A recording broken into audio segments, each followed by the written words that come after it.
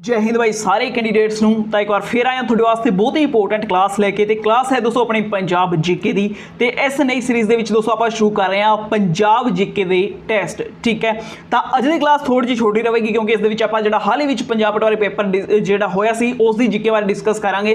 ਠੀਕ ਹੈ, ਕਿੰਨਾ ਕੁਝ ਅਸੀਂ ਕਰਵਾਇਆ ਤੇ ਕਿੰਨਾ ਪੇਪਰ ਵਿੱਚ ਆਇਆ। ਹਾਲਾਂਕਿ ਆਪਣੇ ਕੋਲ ਪੰਜਾਬ ਪਟਵਾਰੀ ਕੈਂਡੀਡੇਟ ਨਹੀਂ ਹੈ, ਆਪਣਾ ਮੇਨ ਟਾਰਗੇਟ ਪੰਜਾਬ ਪੁਲਿਸ ਹੈ, ਬਟ ਫਿਰ ਵੀ ਜਿਹੜਾ ਪੇਪਰ ਸੀ ਉਸ ਨੂੰ ਆਪਾਂ ਦੇਖ ਲੈਂਦੇ ਹਾਂ ਕਿ ਜੀਕੇ ਕਿਸ ਤਰੀਕੇ ਦੀ ਪੁੱਛੀ ਗਈ। ਠੀਕ ਹੈ, ਤਾਂ ਸਭ ਤੋਂ ਪਹਿਲਾਂ ਦੋਸਤੋ ਜਿਹੜਾ ਕੁਐਸਚਨ ਪੁੱਛਿਆ ਗਿਆ ਸੀ ਮਲੇਰਕੋਟਲਾ ਬਾਰੇ ਪੁੱਛਿਆ ਗਿਆ ਸੀ ਕਿ ਮਲੇਰਕੋਟਲਾ ਪੰਜਾਬ ਦਾ ਕਿੰਨੇ ਨੰਬਰ ਦਾ ਡਿਸਟ੍ਰਿਕਟ ਬਣਿਆ। ਤਾਂ ਆਈ ਥਿੰਕ ਆਪਣੇ ਸਾਰੇ ਜਵਾਨ ਇਸ ਸਵਾਲ ਦਾ ਜਵਾਬ ਦੇ ਸਕਦੇ ਆ ਕਿ ਮਲੇਰਕੋਟਲਾ ਜਿਹੜਾ ਹੈ 23 ਨੰਬਰ ਦਾ ਡਿਸਟ੍ਰਿਕਟ ਪੰਜਾਬ ਦਾ ਬਣ ਚੁੱਕਿਆ ਹੈ। ਠੀਕ ਹੈ, ਹੁਣ ਤੁਸੀਂ ਮੈਨੂੰ ਕਮੈਂਟ ਬਾਕਸ ਦੇ ਵਿੱਚ ਦੱਸਣਾ ਹੈ ਕਿ ਕਿਹੜੇ ਜ਼ਿਲ੍ਹੇ ਤੋਂ ਵੱਖ ਕਰਕੇ ਇਹਨੂੰ ਬਣਾਇਆ ਗਿਆ ਹੈ। ਅੱਗੇ ਚੱਲਦੇ ਹਾਂ ਦੋਸਤੋ, ਦੂਜਾ ਕੁਐਸਚਨ ਜਿਹੜਾ ਡਾਇਰੈਕਟ ਪੁੱਛਿਆ ਗਿਆ ਸੀ ਉਹ ਸੀ ਜੀ ਹਰਿਆਣਾ ਦੀ ਹੋਂਦ ਬਾਰੇ।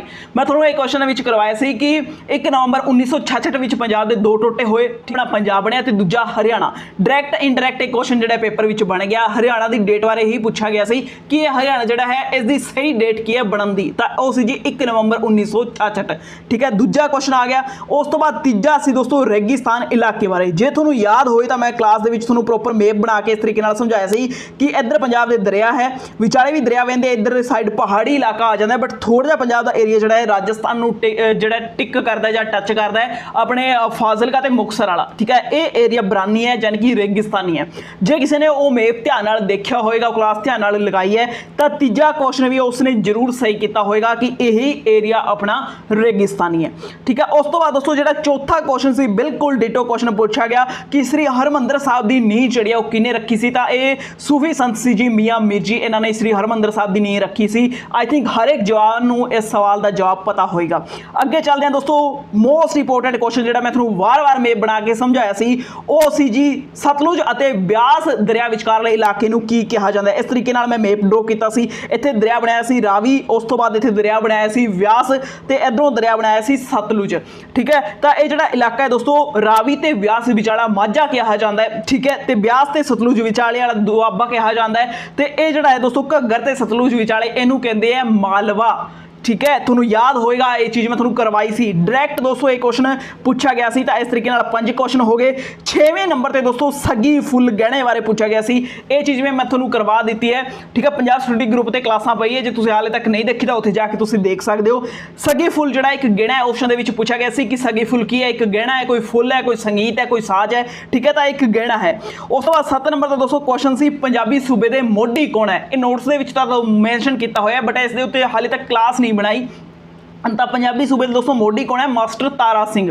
ਠੀਕ ਹੈ, ਉਸ ਤੋਂ ਬਾਅਦ ਦੋਸਤੋ 8 ਨੰਬਰ ਦਾ ਕੁਐਸਚਨ ਸੀ ਭਗਤ ਸਿੰਘ ਬਾਰੇ। ਠੀਕ ਹੈ, ਸ਼ਹੀਦ ਭਗਤ ਸਿੰਘ ਜਿਹੜੇ ਹੈ ਉਹਨਾਂ ਨੇ ਕਿਹੜੀ ਸਭਾ ਦੀ ਸਥਾਪਨਾ ਕੀਤੀ ਸੀ। ਇੱਕ ਤਾਂ ਨੌਜਵਾਨ ਸਭਾ ਸੀ, ਦੂਜਾ ਸੀ HSRA। ਠੀਕ ਹੈ, ਨੋਟਸ ਦੇ ਵਿੱਚ ਇਹ ਦੋਵੇਂ ਕੁਐਸਚਨ ਵੱਖ-ਵੱਖ ਬਣਾਏ ਗਏ ਸੀ, ਬਟ ਐਗਜ਼ਾਮੀਨਰ ਨੇ ਇਹਨਾਂ ਨੂੰ ਕੰਬਾਈਨਡ ਕਰਕੇ ਪੁੱਛ ਲਿਆ। ਤਾਂ 8 ਕੁਐਸਚਨ ਹੋ ਗਏ। 9ਵੇਂ ਨੰਬਰ ਤੇ ਦੋਸਤੋ ਗਿਣੇ ਬਾਰੇ ਫੇਰ ਤੋਂ ਕੁਐਸਚਨ ਆ ਗਿਆ। ਹਾਲਾਂਕਿ ਉਸ ਦੀ ਪੁੱਛਣ ਦਾ ਜਿਹੜਾ ਤਰੀਕਾ ਸੀ ਨਾ ਉਹ ਚੇਂਜ ਹੋ ਗਿਆ। ਉਸਨੇ ਕੁਐਸਚਨ ਇਸ ਤਰੀਕੇ ਨਾਲ ਪੁੱਛ ਲਿਆ ਕਿ ਹੇਠ ਲਿਖਿਆ ਵਿੱਚੋਂ ਕਿਹੜੀ ਪੰਜਾਬ ਦੀ ਇੱਕ ਲੋਕ ਖੇਡ ਨਹੀਂ ਹੈ। ਹਾਲਾਂਕਿ ਕੁਝ ਖੇਡਾਂ ਬਾਰੇ ਆਪਾਂ ਨਹੀਂ ਜਾਣਦੇ, ਬਟ ਉਹਨਾਂ ਵਿੱਚੋਂ ਇੱਕ ਗਹਿਣਾ ਉਹਨੇ ਪਾ ਦਿੱਤਾ ਸੀ ਪਹੁੰਚੀ। ਠੀਕ ਹੈ, ਪਹੁੰਚੀ ਪਾ ਦਿੱਤਾ ਸੀ। ਤਾਂ ਪਹੁੰਚੀ ਬਾਈ ਲੋਕ ਖੇਡ ਨਹੀਂ ਹੈ, ਇੱਕ ਗਹਿਣਾ ਹੈ, ਤੇ ਗਹਿਣੇ ਵਾਲੀ ਵੀਡੀਓ ਵਿੱਚ ਇਹਨੂੰ ਤੁਸੀਂ ਦੇਖਿਆ ਹੋਏਗਾ। ਠੀਕ ਹੈ, ਤਾਂ ਇਹ ਕੁਐਸਚਨ ਇਨਡਾਇਰੈਕਟਲੀ ਪੁੱਛਿਆ ਗਿਆ।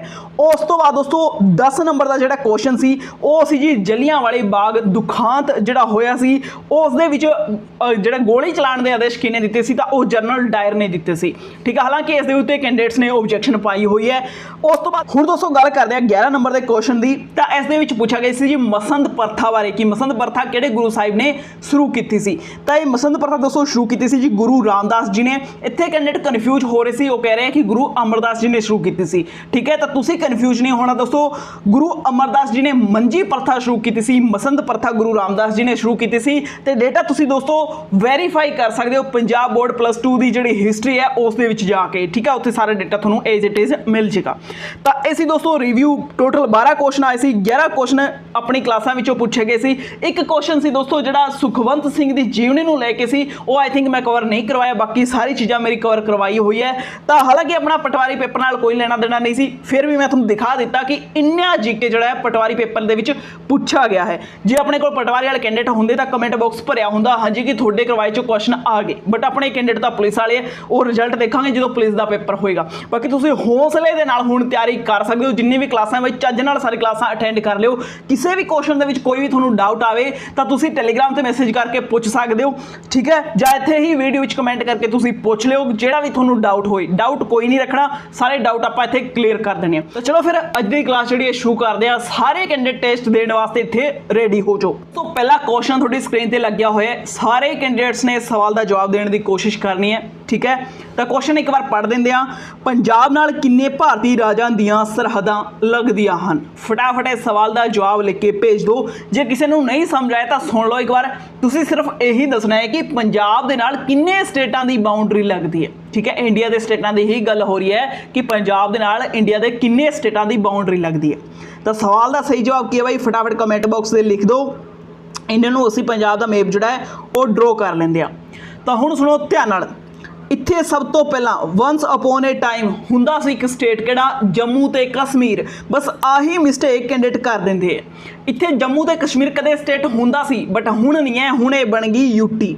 ਤਾਂ ਹੁਣ ਸਟੇਟ ਕਿੰਨੇ ਰਹਿ ਗਏ? ਸਟੇਟ ਇੱਕ ਤਾਂ ਰਹਿ ਗਿਆ ਦੋਸਤੋ ਹਿਮਾਚਲ, ਠੀਕ ਹੈ, ਦੂਜਾ ਕਿਹੜਾ ਰਹਿ ਗਿਆ? ਹਰਿਆਣਾ, ਤੀਜਾ ਕਿਹੜਾ ਰਹਿ ਗਿਆ? ਰਾਜਸਥਾਨ। ਤਾਂ 3 ਸਟੇਟਾਂ ਦੀ ਬਾਉਂਡਰੀ ਜਿਹੜੀ ਹੈ ਪੰਜਾਬ ਨਾਲ ਲੱਗਦੀ ਹੈ। ਆਪਸ਼ਨ ਡੀ ਇਸ ਸਵਾਲ ਦਾ ਸਹੀ ਜਵਾਬ ਹੋ ਜਾਏਗਾ। ਜੇ ਕਿਤੇ ਐਗਜ਼ਾਮੀਨਰ ਯੂਟੀ ਬਾਰੇ ਪੁੱਛ ਲੇ, ਠੀਕ ਹੈ, ਕੀ ਪੁੱਛ ਲੇ? ਯੂਟੀ ਬਾਰੇ ਪੁੱਛ ਲੇ। ਤਾਂ ਯੂਟੀ ਕਿੰਨੇ ਲੱਗਦੇ ਆ ਬਾਈ? ਇੱਕ ਤਾਂ ਜੰਮੂ ਕਸ਼ਮੀਰ ਹਾਲ ਹੀ ਵਿੱਚ ਮੈਂ ਤੁਹਾਨੂੰ ਦੱਸਿਆ, ਤੇ ਦੂਜਾ ਇੱਥੇ ਪੈਂਦਾ ਜੀ ਚੰਡੀਗੜ੍ਹ। ਤਾਂ 2 ਯੂਟੀ ਦੀ ਬਾਉਂਡਰੀ ਲੱਗਦੀ ਹੈ ਤੇ 3 ਸਟੇਟਾਂ ਦੀ ਬਾਉਂਡਰੀ ਪੰਜਾਬ ਨਾਲ ਲੱਗਦੀ ਹੈ। ਅੱਗੇ ਚੱਲਦੇ ਹਾਂ। ਪੁੱਛਿਆ ਗਿਆ ਪੰਜਾਬ ਦੇ ਕਿਹੜੇ ਜ਼ਿਲ੍ਹੇ ਦਾ ਲਿੰਗ ਅਨੁਪਾਤ ਸਭ ਤੋਂ ਵੱਧ ਹੈ ਜਾਂ ਵਧੇਰੇ ਹੈ? ਲੈਂਗੁਏਜ ਕੋਈ ਵੀ ਪੁੱਛ ਸਕਦਾ ਹੈ, ਠੀਕ ਹੈ। ਤਾਂ ਸਿਰਫ ਤੁਸੀਂ ਇਹੀ ਇੱਥੇ ਜਵਾਬ ਦੇਣਾ ਹੈ ਕਿ ਪੰਜਾਬ ਦੇ ਕਿਹੜੇ ਜ਼ਿਲ੍ਹੇ ਦਾ ਲਿੰਗ ਅਨੁਪਾਤ ਜਿਹੜਾ ਹੈ ਸਭ ਤੋਂ ਵੱਧ ਹੈ। ਆਪਸ਼ਨ ਤੁਹਾਡੇ ਸਾਹਮਣੇ ਲੱਗੇ ਹੋਏ ਹੈ ਤੇ ਫਟਾਫਟ ਤੁਸੀਂ ਜਵਾਬ ਜਿਹੜਾ ਕਮੈਂਟ ਬਾਕਸ ਵਿੱਚ ਲਿਖ ਕੇ ਭੇਜੋ। ਤੇ ਕਿਸੇ ਵੀ ਕੈਂਡੀਡੇਟ ਨੇ ਦੋਸਤੋ ਪਿੱਛੇ ਨਹੀਂ ਰਹਿਣਾ, ਸਾਰੇ ਇੱਥੇ ਪ੍ਰੈਕਟਿਸ ਕਰੋ। ਫਟਾਫਟ ਸਭ ਤੋਂ ਵੱਧ ਜਿਹੜਾ ਹੈ ਇੱਥੇ ਜਵਾਬ ਲਿਖਣ ਦੀ ਕੋਸ਼ਿਸ਼ ਕਰੋ ਤੇ ਟਾਈਮ ਸੈਕਿੰਡਾਂ ਵਿੱਚ ਲੈਣਾ ਤੁਸੀਂ। ਇਹ ਨਹੀਂ ਕਿ 5-5 ਸੈਕਿੰਡ ਲੈ ਕੇ ਬੈਠੇ ਰਹੋ, 1-2 ਸੈਕਿੰਡਾਂ ਵਿੱਚ ਜਵਾਬ ਲਿਖਣਾ ਹੈ, ਠੀਕ ਹੈ। ਤਾਂ ਸਹੀ ਜਵਾਬ ਕੀ ਹੋ ਜਾਂਦਾ ਹੈ? ਆਪਸ਼ਨ ਸੀ, ਠੀਕ ਹੈ। ਪੰਜਾਬ ਦੇ ਵਿੱਚ ਜਿਹੜਾ ਹੈ ਲਿੰਗ ਅਨੁਪਾਤ ਹੁਸ਼ਿਆਰਪੁਰ ਦਾ ਸਭ ਤੋਂ ਵੱਧ ਹੈ। ਅੱਗੇ ਚੱਲਦੇ ਹਾਂ। ਨੈਕਸਟ ਦੋਸਤੋ ਗੱਲ ਕਰਦੇ ਹਾਂ ਕੁਐਸਚਨ ਨੰਬਰ 3। ਪੁੱਛਿਆ ਗਿਆ ਜੀ ਹੇਠ ਲਿਖਿਆਂ ਵਿੱਚੋਂ ਕਿਹੜੀ ਉਪਬੋਲੀ ਪੰਜਾਬ ਦੀ ਉਪਬੋਲੀ ਨਹੀਂ ਹੈ? ਆਪਸ਼ਨ ਬਹੁਤ ਈਜ਼ੀ ਹੈ, ਆਰਾਮ ਨਾਲ ਤੁਸੀਂ ਇਸ ਸਵਾਲ ਦਾ ਜਵਾਬ ਵੀ ਦੇ ਸਕਦੇ ਹੋ। ਤਾਂ ਆਪਸ਼ਨ ਸੀ ਤੁਹਾਨੂੰ ਚਮਕਦਾ ਹੋਇਆ ਦਿਸ ਰਿਹਾ ਹੋਏਗਾ ਕਿ ਗੁਜਰਾਤੀ ਜਿਹੜੀ ਹੈ ਉਹ ਪੰਜਾਬ ਦੀ ਉਪਬੋਲੀ ਨਹੀਂ ਹੈ, ਠੀਕ ਹੈ। ਤਾਂ ਹੁਣ ਸਮਝ ਲਓ ਇਹਨਾਂ ਉਪਬੋਲੀਆਂ ਨੂੰ ਧਿਆਨ ਨਾਲ। ਆਪਾਂ ਫੇਰ ਤੋਂ ਪੰਜਾਬ ਦਾ ਮੈਪ ਇੱਥੇ ਡਰੋ ਕਰ ਲੈਂਦੇ ਆ। ਬਹੁਤ ਹੀ ਜ਼ਿਆਦਾ ਹੈਲਪਫੁਲ ਰਹਿੰਦਾ ਹੈ ਮੈਪ, ਕਿਉਂਕਿ ਮੈਪ ਦੇ ਥਰੂ ਆਪਾਂ ਨੂੰ ਐਕਸਟਰਾ ਚੀਜ਼ਾਂ ਬਹੁਤ ਯਾਦ ਹੋ ਜਾਂਦੀ ਹੈ, ਠੀਕ ਹੈ। ਭਾਵੇਂ ਰਿਵਰ ਹੋਏ, ਭਾਵੇਂ ਸਟੇਟ ਹੋਏ, ਸਾਰੀ ਚੀਜ਼ਾਂ ਯਾਦ ਹੋ ਜਾਂਦੀ ਹੈ। ਹੁਣ ਇੱਥੇ ਇਸ ਭਾਸ਼ਾ ਦੀ ਗੱਲ ਕੀਤੀ ਹੈ ਤਾਂ ਹੁਣ ਤੁਸੀਂ ਜਿਹੜਾ ਧਿਆਨ ਨਾਲ ਸੁਣੋ, ਇੱਥੇ ਆਪਣਾ ਇੱਕ ਦਰਿਆ ਵਹਿੰਦਾ ਹੈ, ਕਿਹੜਾ? ਰਾਵੀ। ਉਸ ਤੋਂ ਬਾਅਦ ਇਹ ਦਰਿਆ ਕਿਹੜਾ ਹੈ? ਵਿਆਸ। ਤੇ ਇਧਰੋਂ ਇੱਕ ਦਰਿਆ ਆਉਂਦਾ ਕਿਹੜਾ? ਸਤਲੁਜ, ਠੀਕ ਹੈ। ਤਾਂ ਇਹ ਜਿਹੜਾ ਦੋਸਤੋ ਮਾਝੇ ਵਾਲਾ ਇਲਾਕਾ ਨਾ, ਇੱਥੇ ਮਾਝੀ ਬੋਲੀ ਜਾਂਦੀ ਹੈ। ਕਿਹੜੀ? ਮਾਝੀ, ਜਿਹੜੀ ਪ੍ਰੈਜ਼ੈਂਟ ਪੰਜਾਬ ਵਿੱਚ ਵੀ ਬੋਲੀ ਜਾਂਦੀ ਹੈ। ਉਸ ਤੋਂ ਬਾਅਦ ਦੋਸਤੋ ਦੁਆਬਾ ਜਿਹੜਾ ਨਾ, ਇੱਥੇ ਦੁਆਬੀ ਬੋਲੀ ਜਾਂਦੀ ਹੈ। ਕਿਹੜੀ? ਦੁਆਬੀ। ਉਸ ਤੋਂ ਬਾਅਦ ਦੋਸਤੋ ਮਾਲਵਾ ਜਿਹੜਾ ਹੈ ਨਾ, ਇੱਥੇ ਮਲਵਈ ਬੋਲੀ ਜਾਂਦੀ ਹੈ। ਹੁਣ ਤੀਜੀ ਦੋਸਤੋ ਆਪਣੀ ਬੋਲੀ ਹੈ ਪੁਆਧੀ, ਠੀਕ ਹੈ। ਇਹ ਕਿੱਥੇ ਬੋਲੀ ਜਾਂਦੀ ਹੈ? ਤਾਂ ਦੋਸਤੋ ਪੁਆਧੀ ਵਾਲਾ ਇਲਾਕਾ ਦੇਖੋ ਤੁਸੀਂ ਧਿਆਨ ਨਾਲ, ਕਈ ਟੀਚਰਸ ਹੀ ਇਹ ਗੱਲ ਸਮਝਾਉਂਦੇ ਆ। ਇਹ ਜਿਹੜਾ ਇਲਾਕਾ ਹੁੰਦਾ ਨੇ ਦੋਸਤੋ ਪ੍ਰੋਪਰ ਸਾਰਾ ਤਾਂ ਨਹੀਂ ਕਹਿ ਸਕਦੇ, ਬਟ ਇਸ ਦੇ ਵਿੱਚੋਂ ਗਿਣੇ ਚੁਣੇ ਏਰੀਏ ਦੇ ਵਿੱਚ ਜਿਹੜੀ ਹੈ ਪੁਆਧੀ ਬੋਲੀ ਜਾਂਦੀ ਹੈ। ਹਰਿਆਣਾ ਨੂੰ ਟੱਚ ਕਰਦਾ ਜਿੰਨਾ ਵੀ ਏਰੀਆ ਨਾ, ਉੱਥੇ ਤੁਹਾਨੂੰ ਪੁਆਧੀ ਦੇਖਣ ਨੂੰ ਮਿਲ ਜੇਗੀ। ਜਿਵੇਂ ਕਿ ਮੋਸਟਲੀ ਮੁਹਾਲੀ ਵਾਲਾ ਏਰੀਆ ਜਿਹੜਾ ਹੈ ਉੱਥੇ ਪੁਆਧੀ ਮਿਲ ਜੇਗੀ, ਕਿਉਂਕਿ ਉੱਥੇ ਕਦੇ ਪੁਆਧ ਜਿਹੜਾ ਹੈ ਉਹ ਪ੍ਰੋਪਰ ਇਲਾਕਾ ਹੁੰਦਾ ਸੀ, ਬਟ ਜਦੋਂ ਚੰਡੀਗੜ੍ਹ ਬਣਿਆ ਤਾਂ ਉਸ ਇਲਾਕੇ ਨੂੰ ਉੱਥੋਂ ਉਜਾੜ ਦਿੱਤਾ ਗਿਆ, ਠੀਕ ਹੈ। ਉਹਨਾਂ ਨੂੰ ਹਟਾ ਕੇ ਉੱਥੇ ਇੱਕ ਮਾਡਰਨ ਸ਼ਹਿਰ ਜਿਹੜਾ ਚੰਡੀਗੜ੍ਹ ਬਣਾਇਆ ਗਿਆ। ਇਸ ਤੋਂ ਇਲਾਵਾ ਦੋਸਤੋ ਇਹ ਕੁਐਸਚਨ ਵੀ ਬਣ ਸਕਦਾ ਹੈ ਮਲੇਰਕੋਟਲਾ ਬਾਰੇ, ਕਿਉਂਕਿ ਮਲੇਰਕੋਟਲਾ ਜਿਹੜਾ ਮੋਸਟਲੀ ਇਲਾਕਾ ਹੈ ਦੋਸਤੋ ਉੱਥੇ ਵੀ ਪੁਆਧੀ ਬੋਲੀ ਜਾਂਦੀ ਹੈ, ਠੀਕ ਹੈ। ਪੁਆਧੀ ਦੇ ਵਿੱਚ ਕੀ ਹੁੰਦਾ ਦੋਸਤੋ, ਥੋੜੀ ਮੋਟੀ ਪੰਜਾਬੀ ਆਪਣੀ ਟੋਨ ਆਉਂਦੀ ਹੈ ਤੇ ਅੱਧੀ ਤੋਂ ਜ਼ਿਆਦਾ ਹਰਿਆਣਵੀ ਟੋਨ ਆਉਂਦੀ ਹੈ, ਠੀਕ ਹੈ। ਤੁਸੀਂ ਦੇਖੇ ਹੋਣਗੇ ਥਾਰੇ ਮਾਰੇ ਇਸ ਤਰੀਕੇ ਨਾਲ ਬੋਲਦੇ ਆ, ਜਿਸ ਤਰੀਕੇ ਨਾਲ ਸਾਡੀ ਬੋਲੀ ਦੇ ਵਿੱਚ ਵੀ ਥੋੜਾ ਪੁਆਧੀ ਟੱਚ ਆ ਜਾਂਦਾ ਹੈ, ਠੀਕ ਹੈ। ਤਾਂ ਇਸ ਤਰੀਕੇ ਦੀ ਪੁਆਧੀ ਬੋਲੀ ਹੁੰਦੀ ਹੈ। ਤੁਸੀਂ YouTube ਤੇ ਸਰਚ ਕਰਕੇ ਇੱਕ ਵਾਰ ਪੁਆਧੀ ਬਾਰੇ ਦੇਖ ਲਿਓ ਤਾਂ ਕਿ ਤੁਹਾਨੂੰ ਵਧੀਆ ਤਰੀਕੇ ਨਾਲ ਡੇਟਾ ਜਿਹੜਾ ਹੈ ਉਹ ਯਾਦ ਹੋ ਜੇ। ਤਾਂ ਪ੍ਰੈਜ਼ੈਂਟ ਪੰਜਾਬ ਦੇ ਵਿੱਚ ਦੋਸਤੋ चार उपबोलियां बोली जाती है किहड़ी इत्थे माझी उस तो बाद दुआबी उस तो बाद मलवई ते यह जी पुआधी जिहड़े बहुत ही घट खेत्रफल दे विच बोली जाती है बट ये प्रजेंट पंजाब दे विच हजे भी बोली जाती है। ठीक है, तो चार भाषावां ने गुजराती जिहड़ी है गुजरात दी भाषा है। आराम नाल तुसीं ऑप्शन एलिमिनेट कर सकते हो। अगे चलते हैं दोस्तों, नैक्सट गल करते हैं हेठ लिखिया विचों किहड़े पंजाबी गिण नूं नक विच नहीं पाया जाता। गहने, लोक नाच, ठीक है, ये चीज़ तुसीं जरूर याद करके आनी। लोक त्यौहार जिहड़े अपने उन्होंने भी याद करके जाना है। लोक खेडां हो गई, ये 3-4 इंपोर्टेंट टॉपिक है जिन्हां विच तुहानूं वीडियो मिल जाएगी। आराम नाल तुसीं ये टॉपिक प्रिपेयर करके जाने हैं। तो हेठ लिखिया विचों भाई किहड़ा जिहड़ा पंजाबी गिणे नूं नक विच नहीं पाया जा सकदा। लौंग, ये तो भाई बहुत फेमस है, इसके उत्ते गाने भी बहुत बने हुए हैं। ठीक है, उस तो बाद नथ, ये भी नक दे विच पाई जाती है। उस तो बाद गोखड़ू, ये भाई नक का गिणा नहीं है। ठीक है, तो इस सवाल का सही जवाब की हो जाएगा? ऑप्शन सी इस सवाल का सही जवाब हो जाएगा। तो यह गल तुसीं ध्यान रखनी है। अगे चलते हैं दोस्तों, next question number 5 very important. ये डायरैक्ट नोट्स के विच क्वेश्चन लिखा हुआ है तो ये इनडायरैक्ट एग्जाम में भी पूछा गया सी। तो पहुंची गिणा कित्थे पाया जाता भाई? तो सब तो पहले तो दोस्तों थोड़ा एक गल पता होनी चाहिए कि पहुंच जिहड़ा एक गिणा हुंदा है कित्थे पाया जाता भाई? हत्थ दे विच पाया जाता है। हत्थ नहीं तो बाहां ऑप्शन विच तुहानूं मिल जाएगा। ठीक है, तो पहुंची गिणा जिहड़ा दोस्तों बाहां विच पाया जाता है, गल तुसीं ध्यान रखनी है। तो उस तो भी वड्डी गल यह है कि तुसीं ये ध्यान रखना है कि पहुंची एक गिणा हुंदा है, कोई लोक खेड जां लोक साज नहीं हुंदी। ठीक है, अगे चलते हैं। नैक्सट क्वेश्चन की गल करते हैं। तो दोस्तों पूछा गया कि हरीके पतन पंजाब के किहड़े जिले में स्थित है? बथेरी बार ये चीज़ मैं तुहानूं समझाई है। तो हुण तुसीं मैनूं फटाफट इस सवाल का जवाब दसो कि हरीके पतन जिहड़े है वो किहड़े जिले दे विच स्थित है। ठीक है, ऑप्शन थोड़े सामने लगे हुए हैं। जे तुसी मेरी माड़ी मोटी क्लासां भी देखिए तो तुसी ईजिली इस सवाल का जवाब दे सकते हो। जे नहीं देखी घबराउण की गल नहीं। ठीक है, यह है अपना पंजाब, इस दे विच रावी दरिया वहंदी है, उस तो बाद ये व्यास दरिया वहंदी है, तो यह है जी सतलुज। ठीक है, तो व्यास दरिया जिहड़े दोस्तों इत्थे तरन तारण दे विच, ठीक है, तरन तारण ते फिरोजपुर की बाउंड्री तुसीं कह सकते हो। इत्थे जी आके जिहड़ा व्यास ते सतलुज का संगम होंदा है उही है जी तरन तारण। ठीक है, तो इत्थे ही हरीके डैम जिहड़ा है बैराज तुसीं कह लो बनया होया है। तो क्वेश्चन की सी जी अपना हरीके पतन पंजाब के किहड़े जिले विच है? तो यह है जी तरन तारण दे विच। उंज दरियावां दे विच पुछ ले तो तुसीं कहना भी ब्यास ते सतलुज का जिथे संगम होंदा ना उत्थे जी हरीके पतन है। ठीक है, अगे चलते हैं। क्वेश्चन नंबर 7 बहुत ही ज़्यादा इंपोर्टेंट पूछा गया जी मालवे विच किन्ने जिले आउंदे ने? बहुत ही ज़्यादा कैंडिडेट इस दे विच कन्फ्यूज है। कम्यूनिटी टैब दे विच भी मैं क्वेश्चन पाया सी ते 90% कैंडिडेटां ने तो इसका रोंग ही जवाब दिता है। सो तुसीं देख सकते हो कि भीड़ है, पढ़ने वाले कैंडिडेट बहुत घट है। किसी को कोई मतलब नहीं कि मैं डेटा सर्च करके देख ला या किसी बुक को फरोल के देख ला कि डेटा की लिखा हुआ है। बस भेड़ चाल हुई पई है, एक दे पिछे एक दे पिछे एक। ठीक है, तो हुण मैनूं दसो कि मालवे विच किन्ने डिस्ट्रिक्ट पैंदे हैं? जो पता है फटाफट कमेंट करके दस दो, नहीं तो टाइम खराब करने की जरूरत नहीं है। ध्यान नाल देख लो इधर, यह है अपना पंजाब। ठीक है, ये पंजाब जिहड़ा दोस्तों मुड़ तो दरियावां बना लेंदे आ क्योंकि दरियावां दे नाल ही पंजाब है भाई, बिना दरिया तो पंजाब नहीं बन सकता। तो ये अपनी होगी रावी, उस तो बाद ये व्यास होगी, ये होगी सतलुज। ठीक है, तो हुण दोस्तों ये जिहड़ा इलाका है ना, जिहड़ा अपना रावी ते व्यास विचला इलाका है जिन्हों आपां माझा कहंदे आ, जिथे माझी बोली जाती है। इस दे विच 4 डिस्ट्रिक्ट आते हैं। किहड़े-किहड़े? सब तो उत्ते पठानकोट, पठानकोट तो थल्ले गुरदासपुर, गुरदासपुर तो थल्ले अमृतसर, ते अमृतसर तो थल्ले आ जाता है तरन तारण। किन्ने डिस्ट्रिक्ट हो गए? 4। किहड़े इलाके विच? माझे वाले इलाके विच। दुआबा जिहड़ा है ये किहड़ा है? रावी ते व्यास विच कर ला। उस तो बाद दोस्तों ये जिहड़ा तुसीं इलाका देख रहे हो इस दे विच इत्थे आंदा है जी कपूरथला। कपूरथला बाद इस तरीके नाल जलंधर, उत्ते आ गया जी अपना होशियारपुर, इत्थे आ गया नवांशहर। किन्ने डिस्ट्रिक्ट हो गए? 4 डिस्ट्रिक्ट। उस तो बाद दोस्तों जिन्ने बच गए ना सारे मालवे विच है। किन्ने बच गए भाई?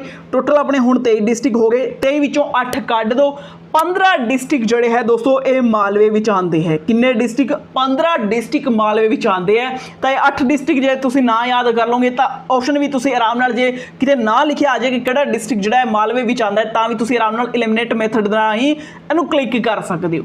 ठीक है, तो घबराना नहीं, बस फ्रैश माइंड दे नाल ठंडे माइंड दे नाल चीज़ां नूं तुसीं रिकॉल करनी है। पेपर दे विच आराम नाल सारा डेटा तुहाडा क्लीयर हो जाएगा। अगे चलते हैं। क्वेश्चन नंबर 8 पूछा गया जी किहड़ी लहर नूं कुक्का लहर कहा जाता है? वेरी इंपोर्टेंट है पंजाब के एग्जामां वास्ते। किहड़ी लहर नूं कुक्का लहर कहा जाता है भाई? ऑप्शन थोड़े सामने लिखे हुए हैं, फटाफट तुसीं इस सवाल का जवाब जिहड़ा लिख के भेज दो। तो किहड़ी लहर है भाई? यह है जी नामधारी लहर। ठीक है, किहड़ी नामधारी लहर नूं कुक्का लहर कहा जाता है? ऑप्शन बी है इस सवाल का सही जवाब है। तो बाकी तुसी बुक्स वगैरह तो जाके इनू वेरीफाई भी कर सकते हो। अगे चलते हैं दोस्तों, नैक्सट गल करते हैं क्वेश्चन नंबर 9। क्वेश्चन ਦੇ ਵਿੱਚ ਪੁੱਛਿਆ ਗਿਆ ਜੀ ਚਿੜੀ ਲੜਾਈ ਨੂੰ ਬੰਦੂਕਾਂ ਦੀ ਲੜਾਈ ਕਿਹਾ ਜਾਂਦਾ ਹੈ। ਤਾਂ ਬਾਈ ਇੱਥੇ ਚਿੜੀ ਨਹੀਂ, ਤੁਸੀਂ ਲਿਖ ਲੈਣਾ ਕਿਹੜੀ। ठीक है, टाइपिंग ਦੇ ਵਿੱਚ ਮਿਸਟੇਕ ਹੋ ਜਾਂਦੀ ਹੈ ਕਿਉਂਕਿ ਪੰਜਾਬੀ ਫੌਂਟ ਜਿਹੜਾ ਉਹ ਪ੍ਰੋਪਰ ਤਰੀਕੇ ਨਾਲ ਵਰਕ ਨਹੀਂ ਕਰਦਾ। ਤਾਂ ਤੁਸੀਂ ਦੱਸਣਾ ਹੈ ਕਿ ਕਿਹੜੀ ਲੜਾਈ ਨੂੰ ਬੰਦੂਕਾਂ ਦੀ ਲੜਾਈ ਕਿਹਾ ਜਾਂਦਾ ਹੈ। ਤੇ ਇਹ ਲੜਾਈ ਪੰਜਾਬ ਦੀ ਬਹੁਤ ਹੀ ਇੰਪੋਰਟੈਂਟ ਲੜਾਈ ਹੈ। ऑप्शन ਤੁਹਾਡੇ ਸਾਹਮਣੇ ਲੱਗੇ ਹੋਏ ਹੈ, ਜੇ ਪਤਾ ਹੈ ਤਾਂ ਫਟਾਫਟ ਕਮੈਂਟ ਕਰਕੇ ਦੱਸ ਦਿਓ। ਤਾਂ ਇਹ ਲੜਾਈ ਹੈ ਜੀ ऑप्शन सी गुजरात ਦੀ ਲੜਾਈ। ठीक है, ਕਦੋਂ ਹੋਈ ਸੀ? ਜਦੋਂ ਸੈਕਿੰਡ ਐਂਗਲੋ ਸਿੱਖ ਵਾਰ ਹੋਇਆ ਸੀ ਉਸ ਟਾਈਮ ਦੋਸਤੋ ਇਹ ਲੜਾਈ ਹੁੰਦੀ ਹੈ ਗੁਜਰਾਤ ਦੀ ਲੜਾਈ।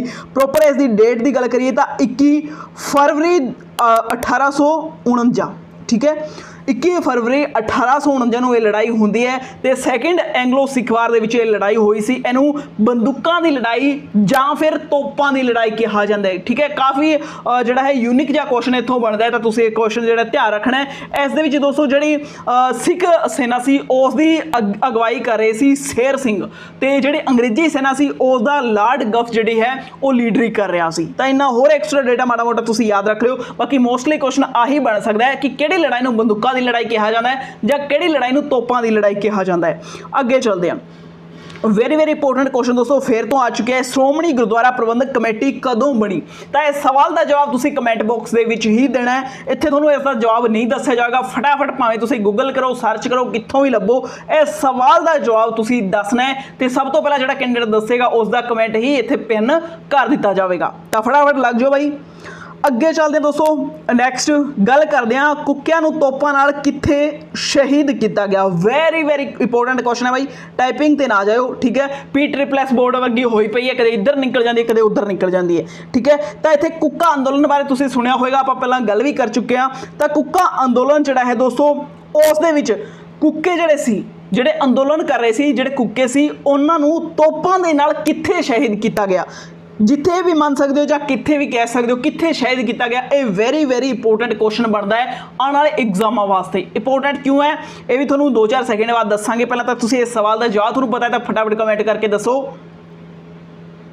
तो दोस्तों इस सवाल का सही जवाब है जी मलेरकोटला। हुण तुसीं समझ गए होंगे कि क्वेश्चन क्यों इंपोर्टेंट हो जाता है, क्योंकि मलेरकोटला दोस्तों अपना नवा डिस्ट्रिक्ट बनया है। ठीक है, तो इत्थे ही कुक्कां दा जिहड़ा अंदोलन होया सी, उन्हां नूं कुक्कां नूं तोपां दे नाल शहीद किया गया, यानी कि उन्हां दे उत्ते तोपां जिहड़ी है वो दागी गई सी। सो ये बहुत ही इंपोर्टेंट क्वेश्चन इत्थे बन जाता है आने वाले एग्जामां वास्ते।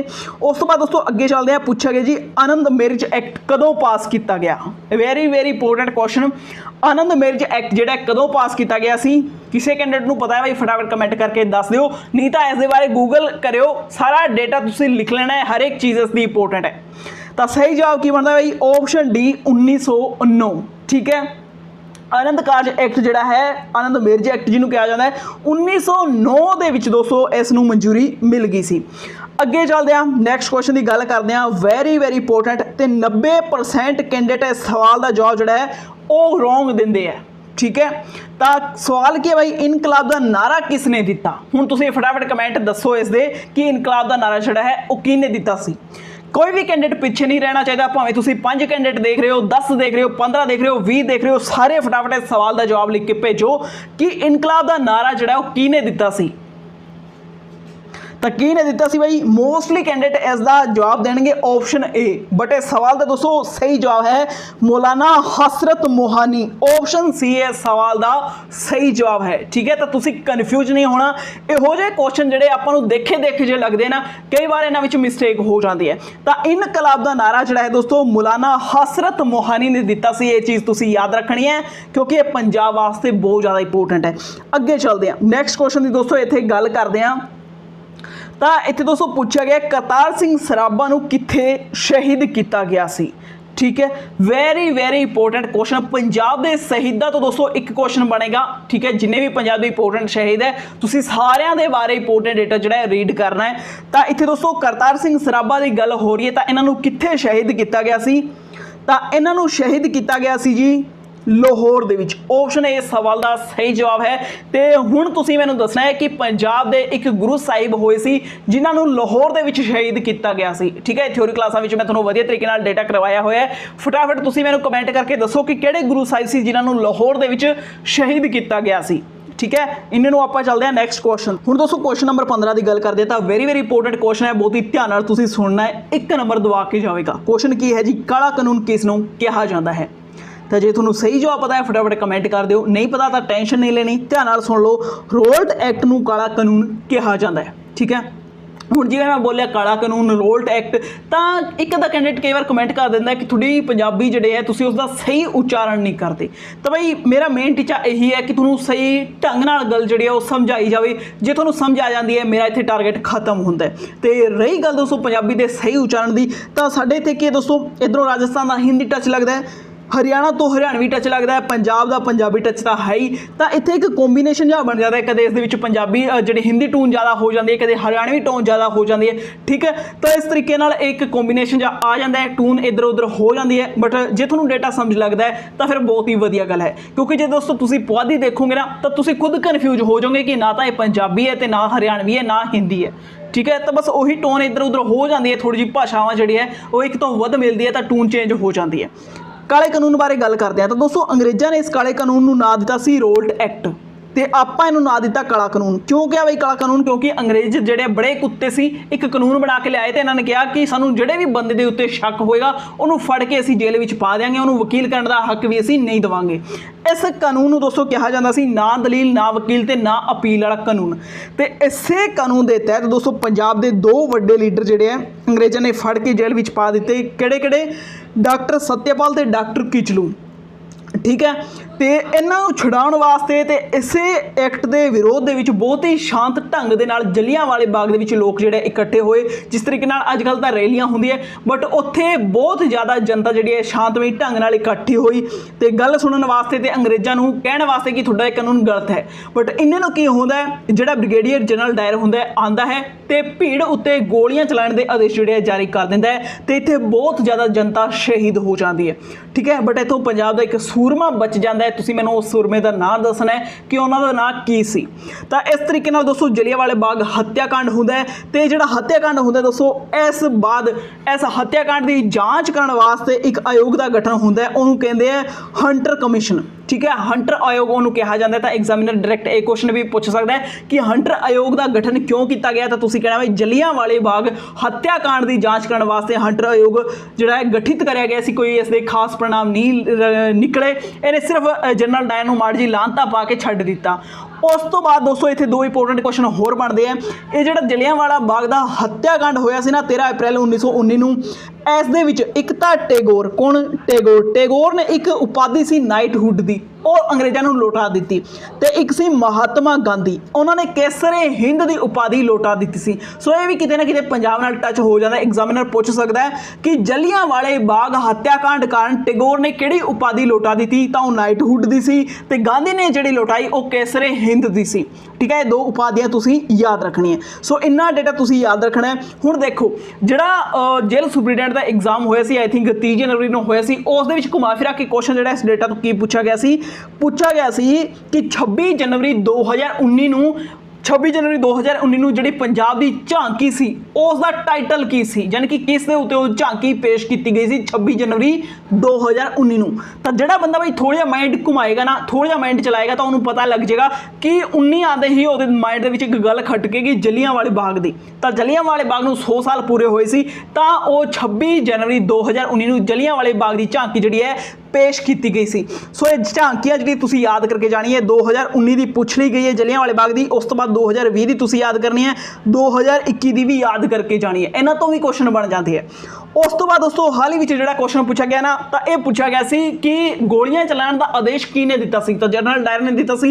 बुक्स यही कहती है, बट फिर भी कई कैंडिडेट्स ने इसके उत्ते ऑब्जेक्शन भी पाए हुए। दोस्तों ये देखने की गल होएगी कि PSSS भी उस सवाल का की जवाब देंदी है कि वो बुक्स से जाती है या कोई नवा जवाब देंदी है। जोड़ा भी अपडेट होया तुहाडे नाल शेयर कर देंगे। फिलहाल दोस्तों ये जी PDF है तुसीं टेलीग्राम तो जाके इन्हूं डाउनलोड कर सकते हो। तो ये PDF दोस्तों फ्री ऑफ कॉस्ट है, ये डाउनलोड करके तुसीं प्रैक्टिस कर सकते हो। पर जे तुसीं 1000 MCQ की PDF लेना चाहते हो ਪੰਜਾਬ ਜੀਕੇ ਦੇ ਮੋਸਟ ਇੰਪੋਰਟੈਂਟ 1000 MCQ ਤਾਂ ਉਹਨਾਂ ਨੂੰ ਤੁਸੀਂ 99 ਰੁਪਏ ਵਿੱਚ ਲੈ ਸਕਦੇ ਹੋ ਤੇ ਰਿਜ਼ਲਟ ਤੁਸੀਂ ਦੇਖ ਲਿਆ ਕਿ ਕਿੰਨੇ ਜ਼ਿਆਦਾ ਇਹ ਹੈਲਪਫੁਲ ਹੋਣਗੇ ਆਉਣ ਵਾਲੇ ਐਗਜ਼ਾਮਾਂ ਵਾਸਤੇ।